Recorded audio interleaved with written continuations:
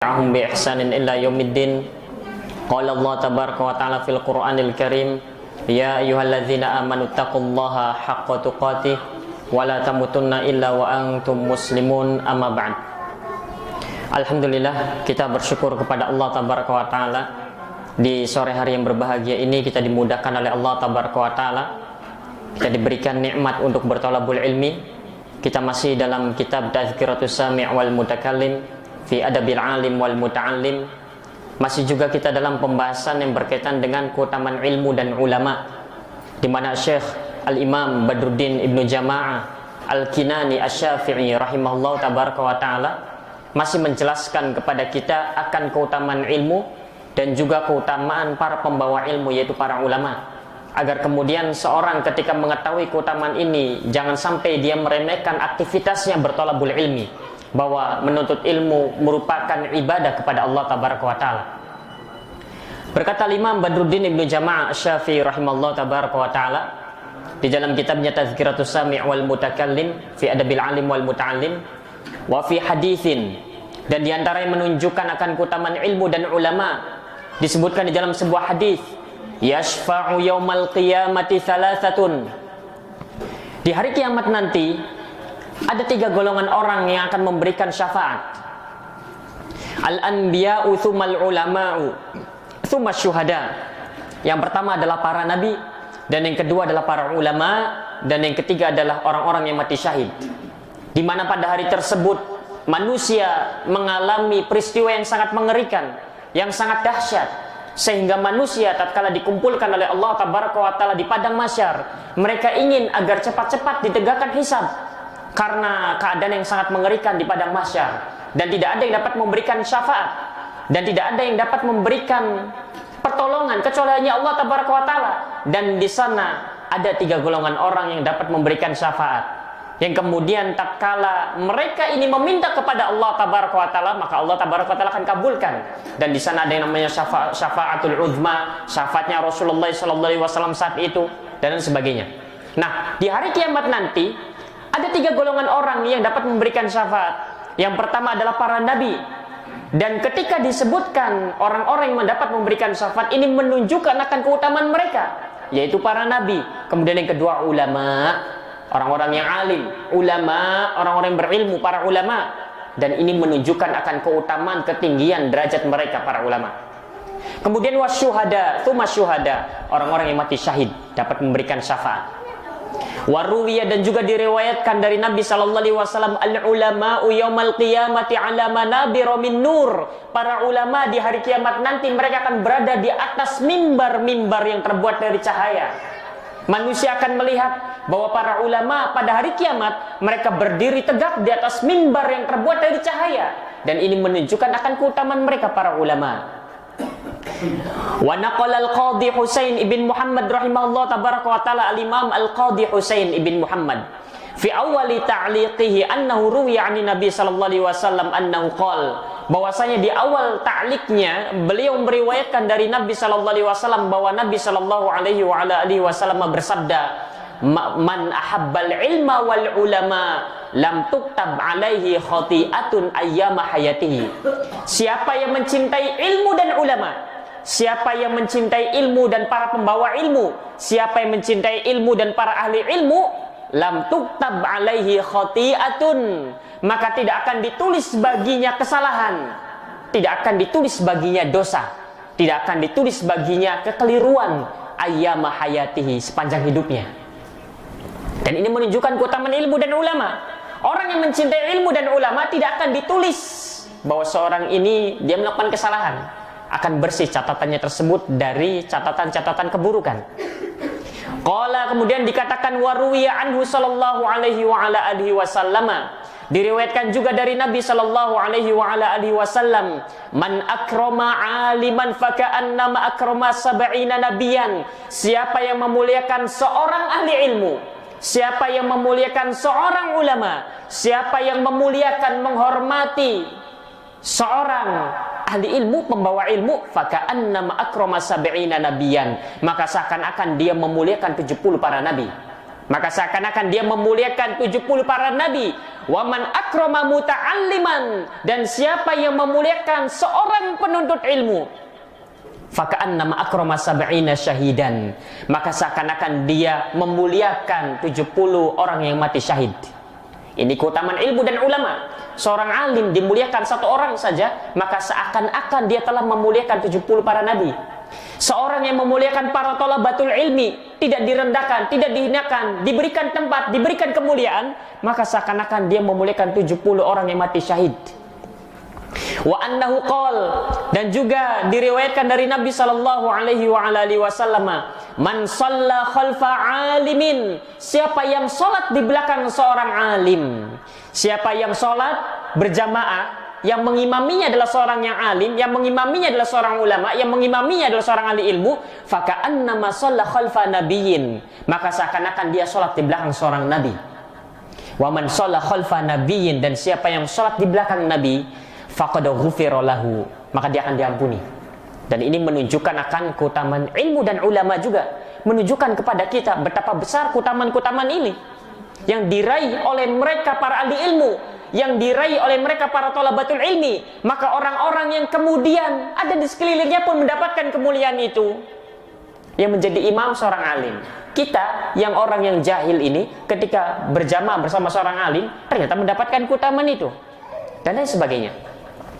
Wa naqala Syarmasahi, Al-Imam Asy-Syarmasahi Al-Maliki fi awwali kitabihi Nazmud Durri, di awal kitab Nazmud Durnya, anin Nabi sallallahu alaihi wasallam annahu qol, beliau meriwayatkan hadis dari Nabi sallallahu alaihi wasallam bahwa Nabi sallallahu alaihi wasallam bersabda, man 'azzamal 'alima, siapa yang memuliakan, siapa yang menghormati seorang ahli ilmu, faka'annama yu'azzimullaha ta'ala, maka seakan-akan dia menghormati, memuliakan Allah tabaraka wa ta'ala. Wa man tahawana bil alim, dan siapa yang meremehkan seorang alim, siapa yang merendahkan seorang alim, siapa yang menghinakan seorang alim, fa innama dzalika istighfafun billahi ta'ala wa bi rasulihi, maka ini merupakan bentuk penghinaan kepada Allah dan Rasulnya. Siapa yang menghinakan seorang alim, siapa yang merendahkan seorang alim, siapa yang meremehkan seorang alim, maka ini merupakan bentuk penghinaan, peremehan, perendahan kepada Allah dan Rasulnya. Namun hadis-hadis yang barusan kita bacakan semuanya adalah hadis yang dhaif, hadis-hadis yang maudhu. Baik, dari awal tadi kita mulai, kemudian kita mulai dengan membaca hadis sampai hadis yang barusan, semua ini adalah hadis-hadis yang maudhu, hadis-hadis yang dhaif. Hanya saja sehingga ini bukanlah hadis yang sahih dari Rasulullah sallallahu alaihi wasallam. Sehingga jangan kemudian setelah ini kemudian di-share, ini ada hadis tentang keutamaan ini, misalkan jawabannya ini adalah hadis yang lemah, ini adalah hadis yang maudhu. Adapun Al-Imam Badruddin Ibnu Jamaah membawakan beberapa hadis yang lemah, bahkan maudhu, bahkan di dalam sebuah hadisnya yang lain, beberapa hadis ini ada yang la aslalahu, yang tidak ada sanadnya. Maka ini hanya untuk menguatkan, karena sebelumnya telah disebutkan hadis-hadis yang sahih, sebelumnya telah disebutkan tentang hadis-hadis yang hasan, sehingga untuk memperkuat makna tersebut dibawakanlah hadis-hadis yang dhaif semacam ini. Namun harus kita pahami bahwa hadis yang barusan kita sebutkan dari awal majlis sampai terakhir ini semuanya adalah hadis yang lemah, sebagiannya maudhu, sebagiannya la aslalahu. Namun ini semua menunjukkan kepada kita, disimpulkan dari semua dalil-dalil yang dibawakan ini dari awal kitab ini sampai di sini menunjukkan akan keutamaan ilmu dan ulama.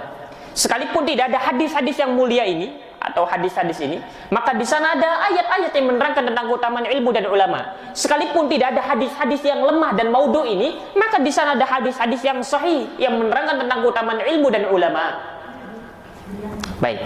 Kemudian setelah itu Al-Imam Badruddin Ibnu Jamaah membawakan riwayat asar dari para salaf, dari para sahabat, dari para tabi'in dan juga para tabi'ut tabi'in dan juga imam yang empat. Setelah sebelumnya disebutkan dalil dari ayat Al-Quranul Karim, kemudian beralih kepada hadis-hadis Rasulullah SAW yang sahih dan hasan, bahkan yang dhaifnya dibawakan, bahkan yang maudhu'nya dibawakan, bahkan yang tidak ada asal-usulnya, tidak ada sanadnya dibawakan. Kemudian Al-Imam Badruddin Ibnu Jamaah membawakan riwayat-riwayat dari kalangan para salaf, membawakan riwayat-riwayat dari kalangan para sahabat, tabi'in, tabi'ut tabi'in dan a'immatul arba'ah untuk menunjukkan keutamaan ilmu dan ulama. Waqala Ali radhiyallahu taala anhu, berkata Ali bin Abi Thalib, kafa bil ilmi syarafan an yadda'iyahu man la yuhsinu, cukuplah ilmu itu merupakan sebuah kemuliaan. Cukuplah ilmu dianggap sebagai sesuatu yang mulia, sebagai sebuah kemuliaan. An yadda'iyahu man la yuhsinu, di mana orang-orang yang tidak memiliki ilmu tersebut menganggap bahwa dirinya memiliki ilmu. Di mana banyak orang-orang yang tidak punya ilmu, di mana orang-orang yang tidak mumpuni keilmuannya sekalipun dia menganggap bahwa dirinya itu adalah seorang yang berilmu.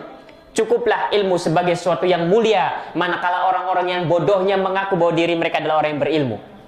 Wa yafraha bihi idza nusiba ilaihi, dan orang-orang yang memang dia tidak berilmu itu mereka senang ketika dinisbatkan kepada ilmu. Dan itu yang kita rasakan juga ketika ada datang pujian kemudian dikatakan Masya Allah engkau adalah pakar dalam bidang hadis, senang rasanya padahal tidak seperti realitanya. Masya Allah engkau adalah seorang pakar dalam bidang akidah, dalam bidang fikih, kemudian disanjung misalkan, kita mendapatkan sanjungan tersebut, kita merasa berbunga-bunga. Dan cukuplah ilmu sebagai kemuliaan, manakala orang semisal kita saja ketika disanjung, dinisbatkan dengan ilmu, kita senang. Itu tanda bahwa ilmu itu merupakan sebuah kemuliaan. Wa kafa bil jahli dzamman, dan cukuplah kebodohan itu sebagai sesuatu yang tercela. An yatabarra minhu man huwa fi, di mana orang-orang yang memang bodohnya sekalipun mereka berlepas diri dari namanya kebodohan. Orang-orang yang jahilnya sendiri mereka tidak ingin dikatakan jahil padahal jahil.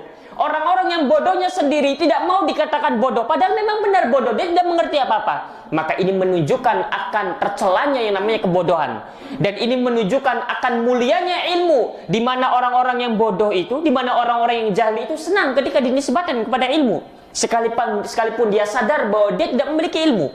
Maka ini menunjukkan akan keutamaan dan kemuliaan ilmu dan tercelanya kebodohan. Wa qala ba'du salafi, dan sebagian para salaf mereka ada yang mengatakan khairul mawahibil aqlu wa syarrul masaibil jahlu. Seutama-utamanya pemberian, sebaik-baiknya anugerah pemberian karunia adalah al-aqlu, adalah akal, pemahaman yang baik, ilmu yang bermanfaat. Itu merupakan sebaik-baiknya pemberian, sebaik-baiknya anugerah. Wa syarrul masaibi al-jahlu, dan seburuk-buruknya musibah, sejelek-jeleknya ujian dan cobaan musibah yang menimpa seorang hamba adalah al-jahlu, kebodohan. Maka miskin bukanlah musibah manakala seorang itu masih dapat melaksanakan ibadah dengan nikmatnya. Maka kesulitan hidup, maka ujian dan cobaan yang menimpanya yang ia merasa bahwa itu adalah ujian dan cobaan, itu bukanlah sebuah ujian dan cobaan manakala dia masih bisa dapat ke masjid, manakala dapat merasakan nikmatnya ibadah, lezatnya ibadah. Karena segala sesuatu apapun kondisinya dan bagaimanapun keadaan seorang mukmin yang menimpa seorang mukmin, manakala seorang hamba itu masih dapat merasakan lezatnya ibadah, maka kondisi dan keadaan yang menimpanya bukanlah sebuah ujian, tapi semua itu adalah nikmat. Adapun sebesar-besarnya musibah adalah kejahilan. Manakala kita tidak mengerti tentang agama kita, maka itu merupakan ujian terbesar. Dan ternyata betapa banyak dari diri kita yang tidak merasa bahwa dirinya ditimpa ujian yang besar, padahal kejahilan bercokol pada dirinya.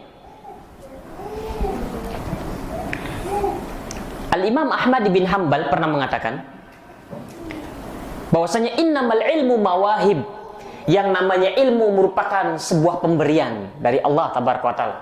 Yang namanya ilmu merupakan sebuah anugerah. Ketika seorang hamba diberikan ilmu, maka dia harus bersyukur karena dia diberikan sebaik-baiknya anugerah. Maka dia mendapatkan sebaik-baiknya pemberian dari Allah Tabaraka wa Ta'ala, dan itu merupakan titipan.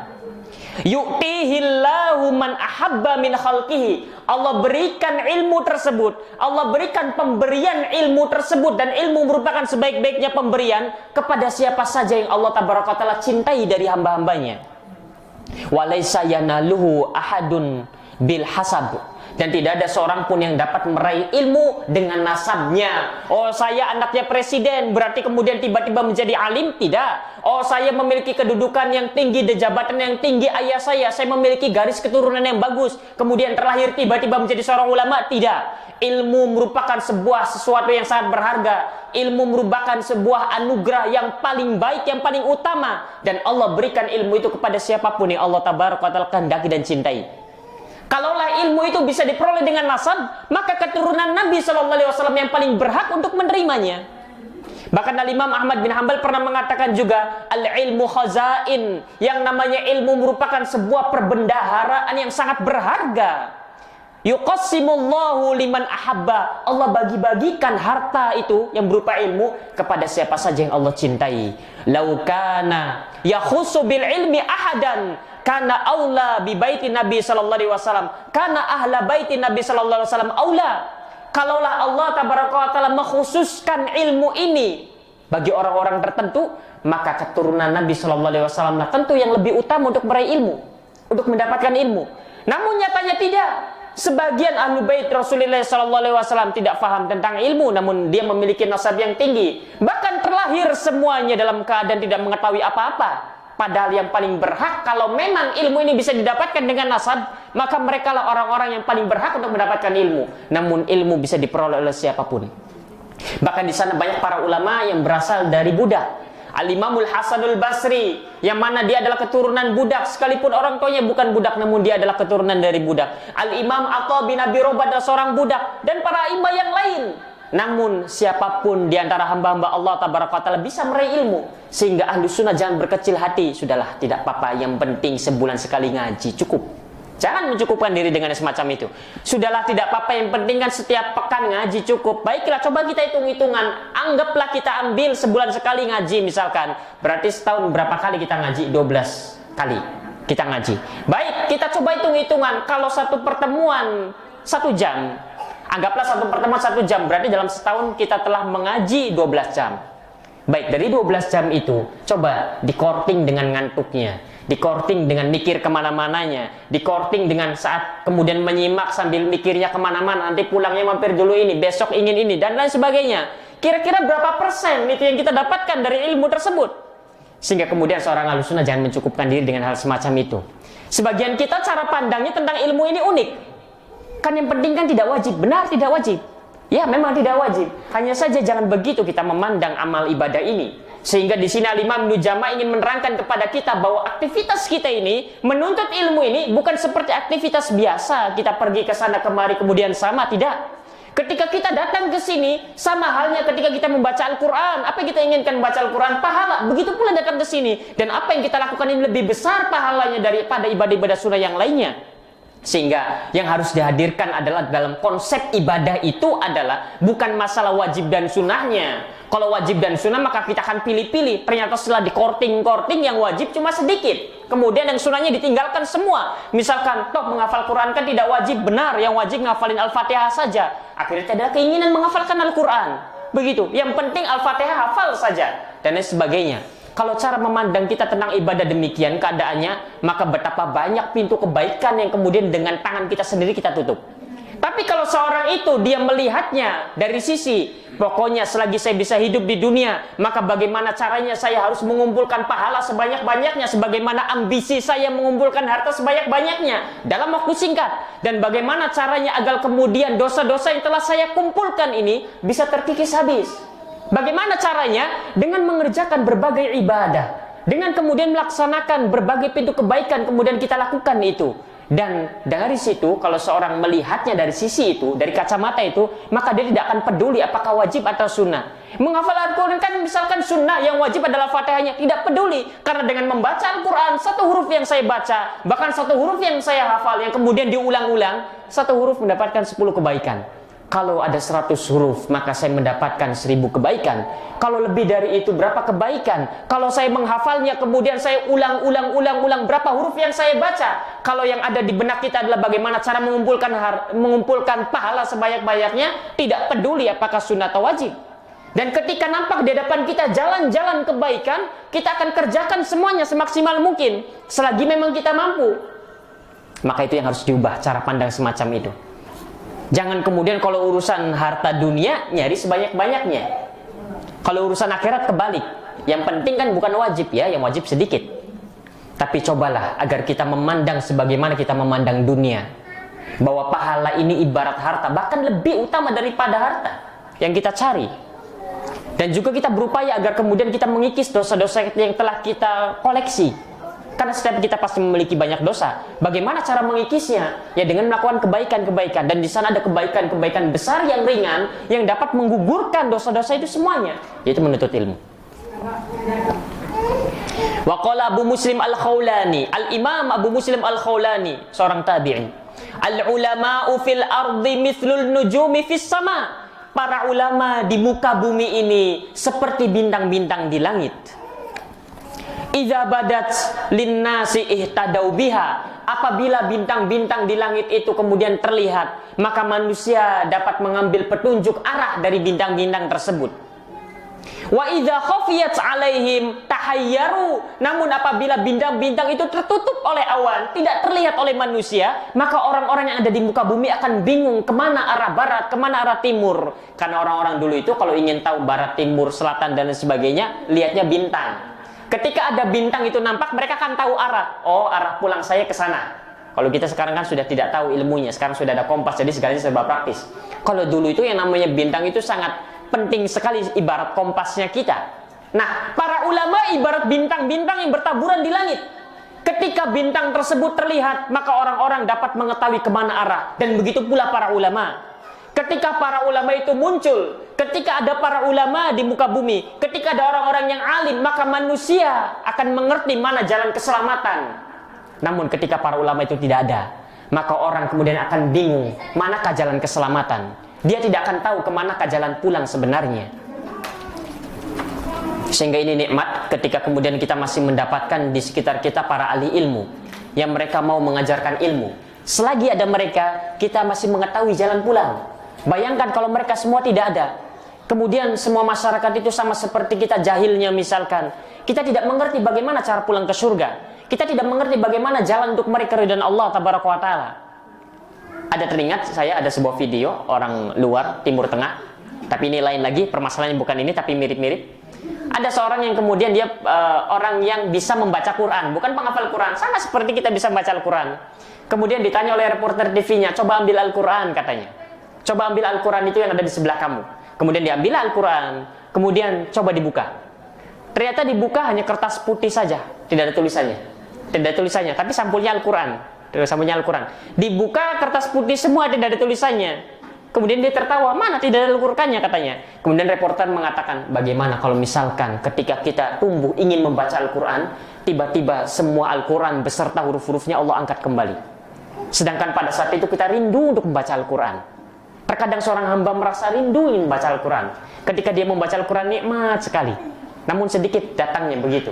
Nah sekarang bagaimana ketika kita rindu membaca Al-Quran, ada keinginan besar untuk menghafalkan Al-Quran, namun pada suatu waktu ternyata ketika kita membuka Al-Quran kita, ternyata huruf-hurufnya sudah tidak ada. Al-Quran sudah diangkat oleh Allah Taala. Kemudian orang ini kemudian menangis. Akhirnya dia merasakan bahwa ini merupakan nikmat. Ketika kita mengambil Al-Quran, kita masih melihat tulisannya. Kita masih mendapatkan Al-Quran tersebut. Para penghafal Quran masih ada. Orang yang mengajarkan Al-Quran masih ada. Orang yang mengajarkan tahsin, tajwid masih ada. Maka ini merupakan nikmat yang harus dijaga. Wa qala Abul Aswad Ad-Du'ali, Al-Imam Abul Aswad Ad-Du'ali, seorang tabi'in mengatakan, laisa syai'un a'azza minal ilmi. Tidak ada sesuatu pun yang lebih mulia daripada ilmu. Al-muluku hukamun 'alan nas. Para raja mereka adalah hakim bagi manusia. Wal ulama'u hukamun 'alal muluk. Dan para ulama merupakan hakim bagi para raja. Kalau dulu di era mereka itu yang namanya para raja itu ketika ingin memutuskan sesuatu bertanya kepada para ulama. Bertanya dulu kepada para ulama, bagaimana ini baiknya, apa yang harus dilakukan. Saya punya konsep begini, bagaimana menurutmu? Gitu, itu mereka dulu begitu. Sehingga Abul Aswad Ad-Du'ali mengatakan demikian, bahwa para raja merupakan hakim bagi manusia. Raja yang memutuskan ini dipenjara, ini dibebaskan dan sebagainya. Namun ketika seorang raja ingin memutuskan, ingin membuat konsep kenegaraan, maka mereka meminta persetujuan dari para ulama. Dulu begitu. Dan ini menunjukkan akan keutamaan para ulama. Sehingga dulu para khalifah itu ada di antara mereka seorang khalifah yang daerah kekuasaannya sangat luas. Saya lupa namanya, Al-Mansur atau siapa saat itu. Kemudian ditanya oleh orang-orang yang ada sekelilingnya, wahai khalifah, segala kenikmatan telah kau dapatkan. Segala kenikmatan dunia telah kau dapatkan. Kamu ingin apa kamu bisa melakukannya. Sekarang adakah kenikmatan di dunia yang belum kamu dapatkan? Kemudian sang khalifah ini mengatakan ada. Apa itu? Karena ingin diwujudkan oleh sekretarisnya, oleh Perdana Menterinya, ingin diwujudkan agar benar-benar keinginan raja itu terlaksana. Ada. Apa katanya? Saya ingin seperti mereka. Maksudnya para ahlul hadis. duduk di atas meja menyampaikan hadis Rasulullah SAW. Itu satu-satunya nikmat yang tidak didapatkan oleh para raja saat itu. Kemudian sang sekretaris dan perdana menteri yang di sekelilingnya mengatakan, kalau begitu akan kami siapkan meja, akan kami siapkan rakyat, kemudian kau duduk di atasnya, kemudian kau bisa membacakan hadis agar keinginanmu di dunia didapatkan semuanya. Raja ini mengatakan, khalifah ini mengatakan tidak, bukan demikian caranya. Mereka bisa duduk di situ karena ilmu. Sedangkan aku sekalipun disiapkan begitu, aku tidak akan mampu untuk merasakan lezatnya hal semacam itu. Sehingga nikmat yang dirasakan oleh para ulama, di mana mereka bisa mengajar manusia, menyampaikan hadis-hadis Rasulullah SAW, merupakan nikmat yang didambakan oleh para khalifah. Dan itu merupakan nikmat tertinggi dari kenikmatan dunia, yang mereka tidak mampu untuk kemudian mendapatkannya, sekalipun mereka adalah orang-orang yang memiliki segalanya dari dunia ini. Dan ini menunjukkan akan keutamaan ilmu dan ulama. Sehingga seorang muslim itu jangan tanggung-tanggung, kalau bisa mendapatkan itu maka raihlah. Sebagaimana hasrat kita kepada dunia, sekalipun rasanya mustahil, tapi cita-cita kita melebihi itu semua. Rasanya saya pengen punya 10 mobil, kemudian 10 rumah mewah dan lain sebagainya. Sekalipun kalau diberikan tambahan usia 100 tahun, kayaknya mustahil, atau kayaknya kemungkinan kecil kita dapatkan. Namun kadang kita begitu. Lah kenapa terhadap urusan akhirat tidak semacam itu? Padahal sangat besar kemungkinannya kita meraih itu semua. Kalau urusan dunia yang kecil kemungkinannya saja kita berambisi begitu, kenapa urusan akhirat yang sangat besar kita akan dapatkan itu, dan mungkin kemungkinan besar, kenapa tidak kita kemudian perjuangkan? Ini kan aneh, sesuatu yang sangat aneh sekali. Waqala Wahab, Al-Imam Wahab ibn Munabih mengatakan, yatasya'abu minal ilmi asyarafu wa in kana sahibuhu daniyan. Yang namanya ilmu akan melahirkan bagi pemiliknya, yang namanya ilmu akan menghasilkan bagi sang pemiliknya, asyarafu wa in kana sahibuhu daniyan, akan melahirkan kemuliaan sekalipun pemiliknya adalah orang yang rendah. Seorang ketika berilmu sekalipun dia adalah orang yang rendah, maka ilmu itu akan memuliakannya, maka orang-orang akan memuliakannya, maka orang-orang akan menghormatinya. Wal izzu wa in kana mahinan, dan ilmu akan melahirkan kehormatan. Orang itu akan terhormat sekalipun dia adalah orang yang hina. Dan benar, pernah ada suatu hari salah seorang ulama yang kemudian dia terlahir dalam keadaan cacat. Dalam keadaan cacat, kalau tidak salah pincang jalannya. Kemudian ketika bermain, namanya anak-anak, bermain dengan kawan-kawannya yang lain, kadang diejek karena cacatnya, kadang diejek, kadang diremehkan dan dibully kalau bahasa kita sekarangnya. Hingga akhirnya sang anak menangis, kemudian orang tuanya, sang ibu melihat dari rumahnya, kemudian menangis bersedih juga. Bayangkan kalau misalkan anak kita diejek, dibully karena kekurangan yang ada pada dirinya, bagaimana rasanya kita selaku orang tuanya? Pasti bersedih. Begitu juga yang dirasakan oleh mereka saat itu. Kemudian sang ibu mengatakan, nak, kamu harus belajar, kamu harus menuntut ilmu, karena dengan ilmu engkau akan mulia, karena dengan ilmu engkau akan terhormat. Dan benarlah dia menjadi seorang ulama besar. Seorang ulama besar. Dan banyak para ulama yang memiliki kekurangan, baik dari fisiknya ataukah yang lain sebagainya. Di antara mereka ada orang-orang itu tidak mau memandang wajahnya kalau bukan karena ilmu. Al-Imam Atha bin Abi Rabah, seorang budak, dahulunya adalah mantan budak dari negeri Habasyah. Dia adalah seorang yang hitam, besar, kribo dan lain sebagainya. Orang-orang itu tidak mau melihat wajahnya karena saking tak mampu memandang wajahnya. Seorang budak, besar, tinggi, hitam dan sebagainya, namun dia mulia karena sebab ilmu. Betapa rendahnya para ahli dunia ketika ahli dunia kemudian memberikan sekresek emas di hadapan wajahnya, di sajadahnya. Kemudian Al-Imam Atha bin Abi Rabah mengibaskan sajadah yang berisi satu kresek emas. Kemudian emas itu berhamburan, kemudian ahli dunia itu memungutinya seperti orang yang memunguti sampah. Kemudian orang-orang di belakangnya mengatakan, demikianlah mulianya ahli ilmu, dan demikian rendah dan hinanya ahli dunia.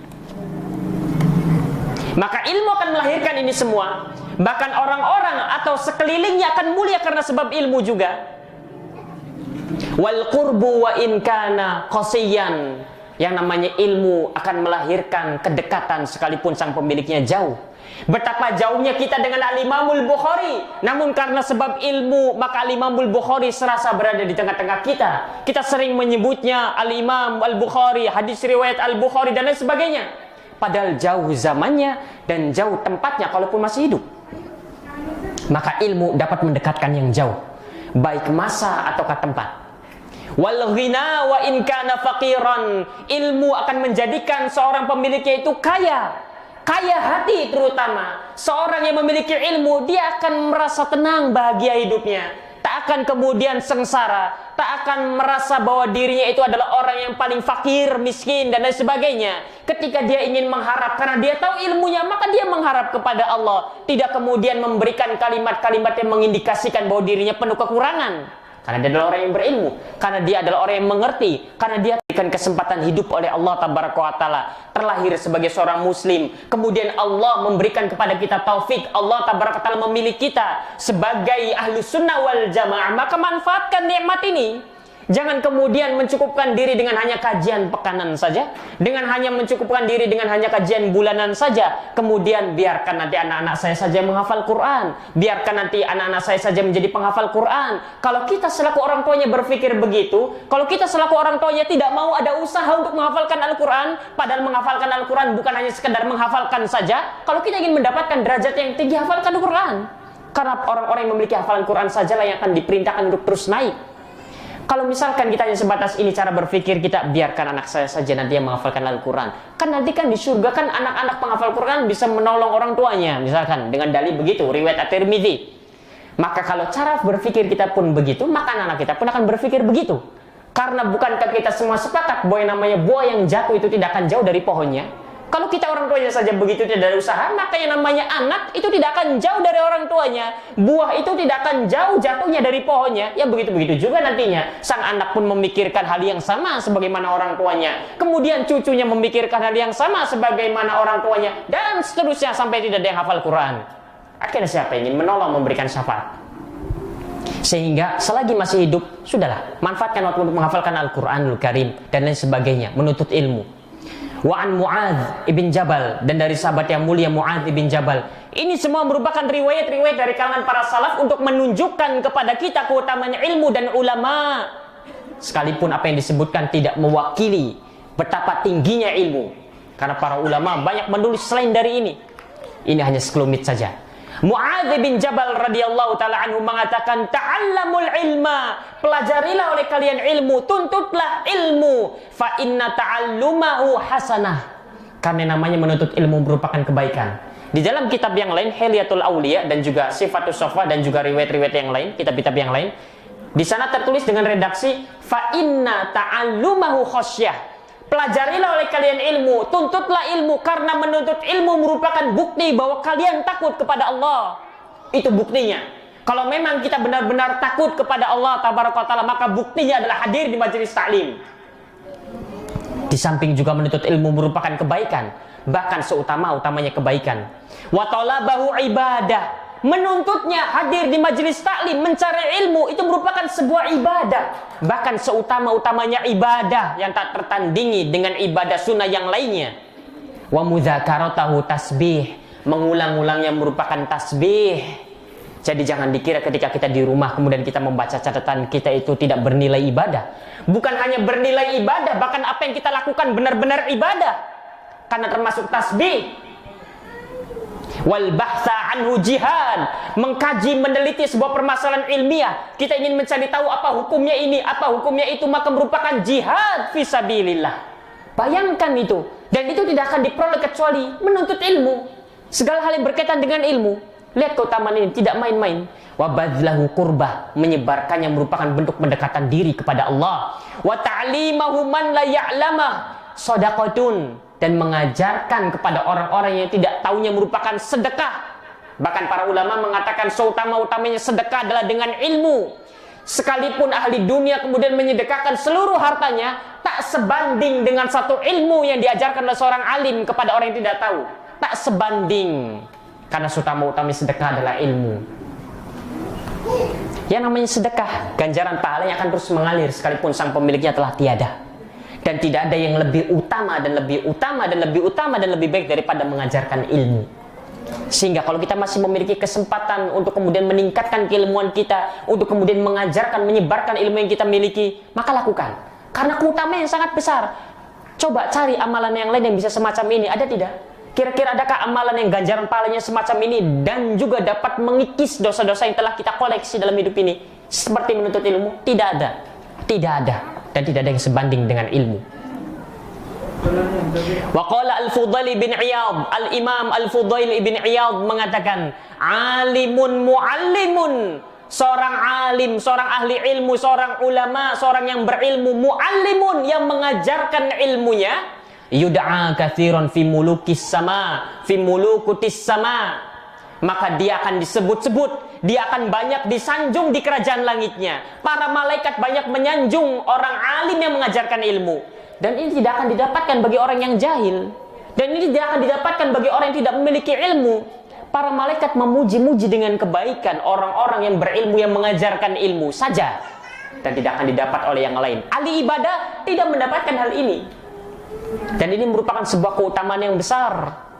Wa qala Sufyan ibn Uyainah, Al-Imam Sufyan ibn Uyainah mengatakan, arfa'un nasi 'indallahi manzilatan man kana bainallahi wa baina ibadihi wa humul anbiya wal ulama. Orang yang paling tinggi kedudukannya di sisi Allah tabaraka wa taala adalah orang yang memperantarai antara manusia dengan Allah. Orang yang menjadi perantara antara manusia dengan Allah, dialah orang yang paling tinggi kedudukannya di sisi Allah tabaraka wa taala. Siapakah mereka? Wa humul anbiya wal ulama. Mereka adalah para nabi dan para ulama. Tidak hanya para nabi, namun para ulama juga, karena para ulama merupakan ahli warisnya para nabi. Sehingga mereka adalah orang-orang yang paling mulia di sisi Allah, karena mereka merupakan perantara antara manusia dengan Allah tabaraka wa taala. Yang tanpa mereka, yang tanpa para nabi dan para rasul, yang tanpa para ulama, kita tidak akan mengenal Allah tabaraka wa taala. Wa qala aidan, dan juga Imam Sufyan ibn Uyainah pun mengatakan, lam yu'ta fid dunya syai'an afdala minan nubuwah. Tidak ada di dunia ini pemberian yang lebih utama daripada kenabian. Wa ma ba'da nubuwati syai'un afdal minal ilmi wal fiqhi. Dan tidak ada yang lebih utama daripada kenabian ini daripada ilmu dan al-fiqh, daripada ilmu dan bertafakuh fid din, daripada ilmu dan menuntut ilmu. Kemudian Al-Imam Sufyan ibn Uyainah ditanya, faqila amman hadza, dari siapa engkau mendapatkan kesimpulan ini? Dari siapa engkau mendapatkan kalimat ini? Dari siapa engkau mendapatkan kalimat tersebut? Maka Imam Sufyan ibn Uyainah mengatakan, anil fuqaha'i kullihim, dari para ulama fuqaha seluruhnya. Mereka mengatakan demikian, bahwa tidak ada sesuatu yang lebih utama daripada kenabian, dan tidak ada yang lebih utama setelah kenabian kecuali ilmu dan fikih, kecuali ilmu dan pemahaman yang baik, kecuali ilmu dan menuntut ilmu. Dan semua para ahli ulama, semua para alim ulama yang mengatakan hal demikian, para fuqaha yang mengatakan demikian. Wa qala Sahal, Al-Imam Sahal At-Tusturi mengatakan, man aradan nadharu ila majalisil anbiya, siapa yang ingin melihat majelisnya para nabi, siapa yang ingin melihat majelisnya para nabi, falyanzur ila majalisil ulama, maka lihatlah majelisnya para ulama. Kalau engkau ingin melihat bagaimana majelisnya para nabi itu, kalau engkau ingin melihat bagaimana para majelisnya Rasulullah dan para sahabatnya, maka lihatlah majelisnya para ulama. Fa'rifu lahum dzalika, maka kenalilah mereka, agar kemudian, karena tidak semata-mata ada majelis berarti dia adalah majelis ilmu, ada sebuah majelis berarti dia adalah majelisnya para ulama, yang dimana majelisnya para nabi itu seperti majelisnya mereka, tidak. Al-Imam Sahal At-Tusturi mengatakan bahwasanya kenalilah mereka. Siapa mereka? Kenalilah ahli ilmu, kenalilah para ulama, terkhusus ahli sunnah wal jamaah. Dan di antara hal yang sangat kemudian kita sangat menyayangkan sekali di zaman kita adalah di mana ahli sunnahnya sendiri tidak mengenal siapa ulamanya. Bahkan kalau kita ditanya sebutkan 10 ulama ahli sunnah yang masih hidup, kita tidak mampu menjawabnya. Kalau kita tidak mengenal siapa ulamanya, bagaimana kita bisa mengetahui majelisnya para ulama tersebut?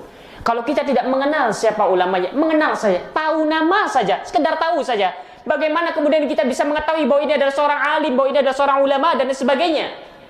Dan ini merupakan sesuatu yang sangat menyedihkan, terkhusus menimpa kita.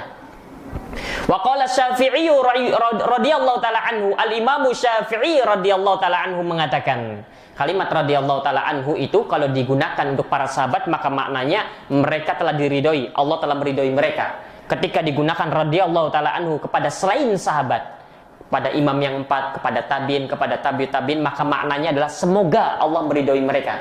Dan para ulama sepakat akan bolehnya penggunaan radhiyallahu taala anhu kepada selain sahabat. Hanya saja sekalipun lafadznya sama, tapi makna yang dimaksud itu berbeda. Ketika sahabat yang mulia radhiyallahu taala anhu maknanya Allah meridhoi mereka karena mereka telah mendapatkan keridhaan Allah. Adapun selain itu maka kita maknai bukan Allah meridhoi mereka, semoga Allah meridhoi mereka.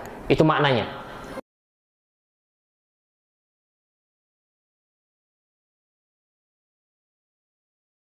Dan ini akan kita dapatkan di dalam buku-buku ilmu. In lam yakunil fuqaha'u al-'amiluna awliya Allah falaysa lillahi waliyun.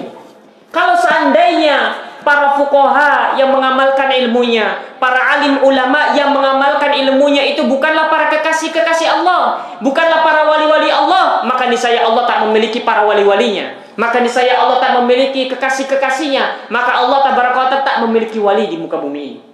Al-Imam Syafi'i menegaskan kepada kita, yang namanya waliullah syaratnya adalah dia harus berilmu dan juga mengamalkan ilmunya. Maka seorang dikatakan waliullah manakala dia adalah seorang yang berilmu dan mengamalkan ilmunya. Berilmu saja tidak mengamalkan ilmunya, dia bukanlah waliullah sekalipun memiliki kehebatan-kehebatan. Beramal saja namun tak memiliki ilmu, maka dia bukanlah waliullah sekalipun dia memiliki kehebatan-kehebatan. Dan ini sering dikatakan oleh Imam Syafi'i, menegaskan kepada kita agar mendudukan siapa waliullah itu, siapa kekasih-kekasih Allah itu, bahwa kekasih-kekasih Allah, para wali-wali Allah adalah mereka para ulama, orang-orang yang berilmu dan mengamalkan ilmunya. Kalau para kekasih-kekasih Allah bukanlah ini, kalau kekasih-kekasih Allah adalah orang-orang yang kemudian akalnya hilang, yang kemudian melakukan perkara-perkara yang nyeleneh dan dia bukanlah ahli ilmu, maka ini dianggap kekasih Allah, maka tidak ada yang namanya kekasih Allah di muka bumi ini. Al-Imam Syafi'i mengatakan di lain kesempatan mengatakan, "Idza ra'aitumur rajula yamshi 'alal ma wa yatiru fil hawa wa la tusaddiquhu fala tantaru bihi." Kalau engkau melihat ada seorang lelaki, dia bisa berjalan di atas air dan bisa terbang di angkasa, fala tusaddiquhu, maka jangan benarkan dulu. Oh, ini waliullah ini. Jangan dulu benarkan. Wala tantaru bihi, dan jangan tertipu. Jangan membenarkan dulu dan jangan tertipu. Kemudian dikatakan hatta ta'rifu atau hatta ta'lamu mutaba'ata lirrasul sallallahu alaihi wasallam, sampai engkau mengetahui bahwa dia adalah orang yang mengikuti sunnah Rasulullah sallallahu alaihi wasallam. Itu kata imam kita Imam Syafi'i radhiyallahu taala anhu. Semoga Allah tabaraka wa taala memberikan keridhaannya kepadanya. Ini kata Imam Syafi'i mendudukan siapa waliullah, mendudukan siapa kekasih Allah tabaraka wa taala. Wa an Ibni Umar radhiyallahu taala anhuma, sahabat yang mulia Abdullah ibn Umar ibn al-Khattab radhiyallahu taala anhuma mengatakan, majlisu fiqhin khairu min ibadati sittina sana.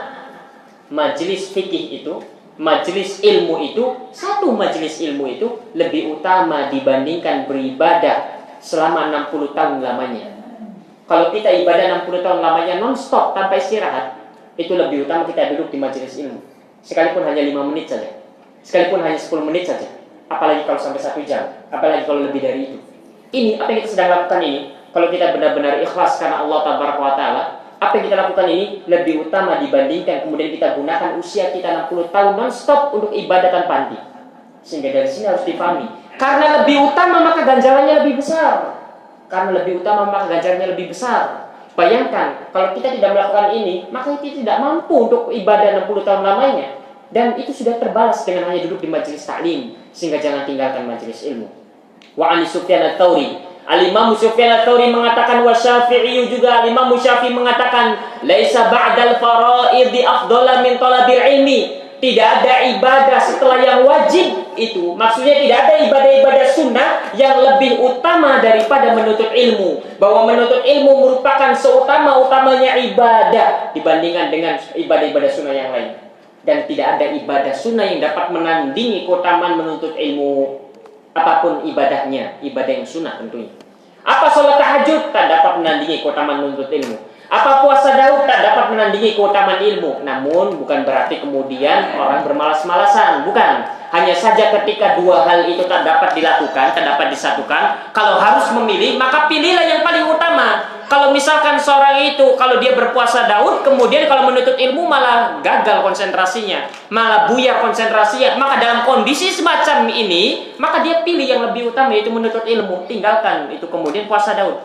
Bukan kemudian berdalil atau berdalih dengan menuntut ilmu, kemudian karena memang dasarnya malas, tidak mau tahajud, tidak mau puasa, tidak mau ini, tidak mau itu, alasannya menuntut ilmu lebih utama dibandingkan amalan-amalan yang lain.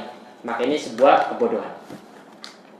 Wa 'ani Zuhri, al-Imam Zuhri mengatakan, ma'ubidallahu bimithlil fiqhi. Allah tabaraka wa taala tidaklah diibadahi dengan sesuatu yang lebih utama dengan yang semisal dengan al-fiqh, bertafaqquh fid din. Tidaklah Allah diibadahi dengan sesuatu yang lebih utama dibandingkan dengan menuntut ilmu.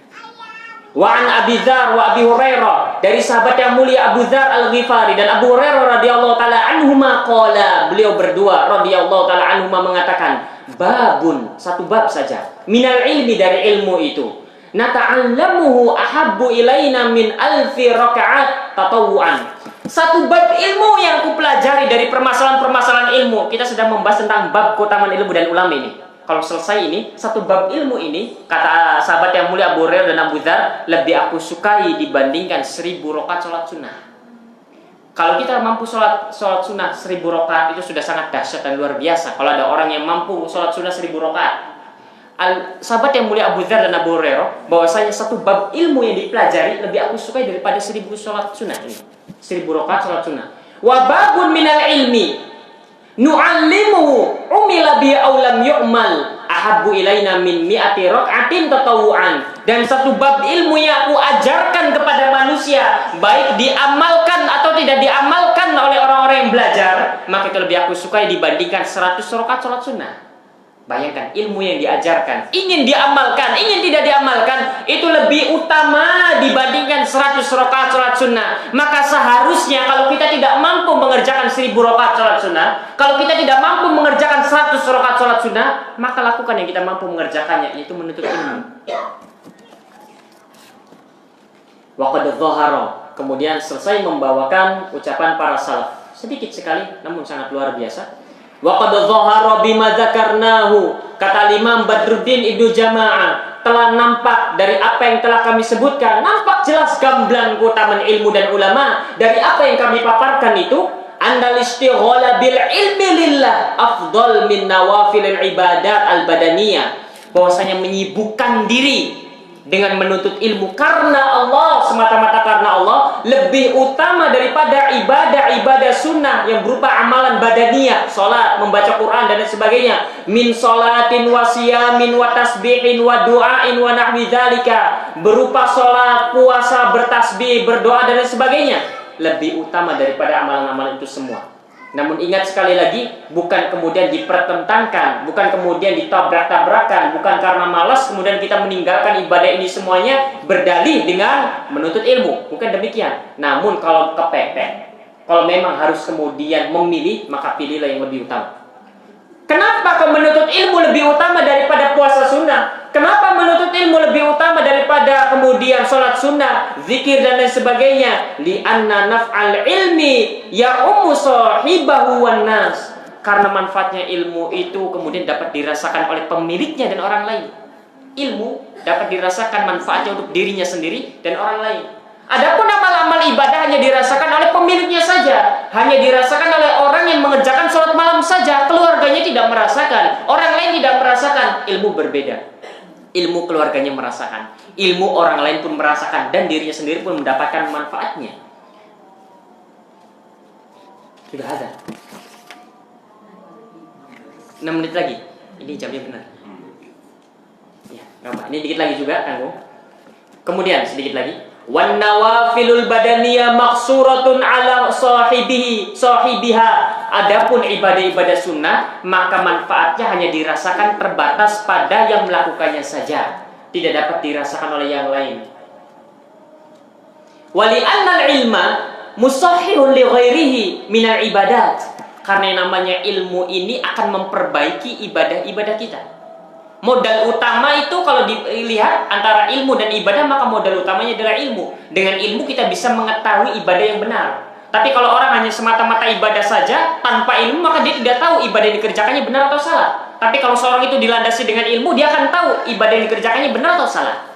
Sehingga dikatakan di sini bahwa yang namanya ilmu itu merupakan yang membenarkan ibadah, akan memperbaiki ibadah.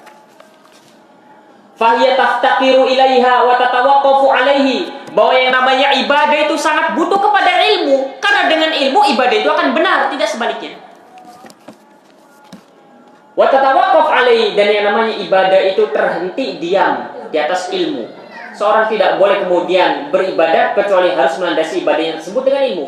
Wala yatawaqqafu huwa 'alaiha, dan tidak sebaliknya. Wali annal ulama warathatul anbiya alaihimus salatu wa taslim, bahwa yang namanya para ulama merupakan ahli warisnya para nabi. Walaysa dzalika lil muta'abbidin, dan ini tidak berlaku sebaliknya bagi ahli ibadah. Ahli ibadah bukan ahli warisnya para nabi. Yang ahli warisnya para nabi adalah para ulama saja. Karena para ulama merupakan ahli warisnya para nabi, dan para nabi adalah orang-orang yang mulia, maka para ulama adalah orang-orang yang mulia. Tidak sebaliknya. Tidak ada yang menjamin bahwa ahli ibadah itu merupakan ahli warisnya para nabi. Tidak. Wali anna ta'atal alimi wajibatun ala ghairihi fi, dan taat kepada seorang alim, seorang ulama itu wajib, hukum asalnya begitu. Tidak sebaliknya. Namun ini jadi difahami sempit. Maksudnya bukan demikian. Ketika misalkan kita bertanya kepada seorang alim dalam perkara-perkara yang besar yang kita tidak memiliki ilmu, kemudian sang alim memberikan jawaban ini, maka sudahlah kita nurut saja kalau dia adalah seorang yang alim. Bukan berarti kemudian sang alim sewenang-wenang wajib taat. Ini lihat redaksinya, li'anna ta'atal alimi wajibatun, misalkan sudah berikan hartamu kepada saya, berikan rumah kepada saya. Ya bukan itu maksudnya. Karena diantara waliul amr adalah ulama. Di antara waliul amr adalah para ulama, sehingga ketaatan kita pula dituntut kepada mereka. Namun dalam perkara-perkara tertentu, yaitu kebaikan. Wali annal ilma yabqa atharuhu ba'da mauti sahibihi, dan juga karena namanya ilmu itu pengaruhnya akan terus kekal langgeng abadi sekalipun pemiliknya telah tiada. Wa ghairuhu minan nawafil, berbeda dengan perkara-perkara sunnah. Lihat, keutamaan ilmu itu sekalipun pemiliknya sudah wafat, namun pengaruhnya, ganjarannya akan terus mengalir kepadanya. Berbeda halnya dengan ibadah-ibadah yang sunnah, tanqati'u bi mauti sahibiha. Ketika seorang ahli tahajud itu wafat, maka pahalanya terhenti. Pahalanya terhenti karena berhenti sampai pada dirinya saja. Ketika seorang alim yang mengajarkan ilmunya wafat, pahala terus mengalir. Bahkan seperti piramida MLM. Ketika seorang mengajarkan, yang hadir di sini 20 orang diajarkan, dia mendapatkan pahala 20 orang ini nantinya utamanya. Kemudian 20 orang ini mengajarkan kepada yang lain, satu orang yang mengajarkan 5 orang. 5 dikali 20 berapa itu pahalanya buat seorang alim itu semua. Kemudian terus ke bawah sampai tegaknya hari kiamat. Pahalanya sangat banyak sekali. Perbedaannya dengan ahli tahajud, perbedaannya dengan ahli kemudian ibadah ini dan itu. Ini sekali lagi bukan berarti kemudian tinggalkan amalan itu semua, kemudian fokus menuntut ilmu padahal waktu kita banyak. Bukan itu maksudnya, sekali lagi. Ini untuk menunjukkan akan keutamaan sang pemilik ilmu. Wali anna fi baqa'il ilmi ihya'us syari'ah wa hifdzu ma'alimil millah. Karena yang namanya tegaknya ilmu ini dapat menghidupkan syariat dan dapat akan menjaga ajaran-ajaran agama. Maka ini merupakan diantara keutamaan ilmu dan ulama yang disampaikan oleh Imam Badruddin Ibnu Jamaah. Selesai alhamdulillah satu bab barusan. Dan kata sahabat yang mulia Abu Hurairah dan juga Abu Dzar Al-Ghifari bahwa satu bab yang kita pelajari itu lebih utama dibandingkan 1000 rakaat salat yang kita lakukan. Apalagi kita tidak mampu mengerjakan 1000 rakaat salat tersebut, maka bersungguh-sungguhlah untuk kemudian kita mempelajari hal tersebut. Karena namanya hadir di majelis taklim bukan hanya sekedar aktivitas harian, bukan hanya sekedar kesibukan datang ke masjid kemudian begitu, datang ke masjid tidak. Namun apa yang kita lakukan adalah ibadah. Bahkan utamanya ibadah dibandingkan dengan ibadah-ibadah sunnah yang lainnya. Mungkin ini yang bisa kita sampaikan karena waktu isya juga mungkin sudah masuk. Dan juga barangkali ada 1-2 pertanyaan, maka saya persilahkan nanti setelah azan isya berkumandang.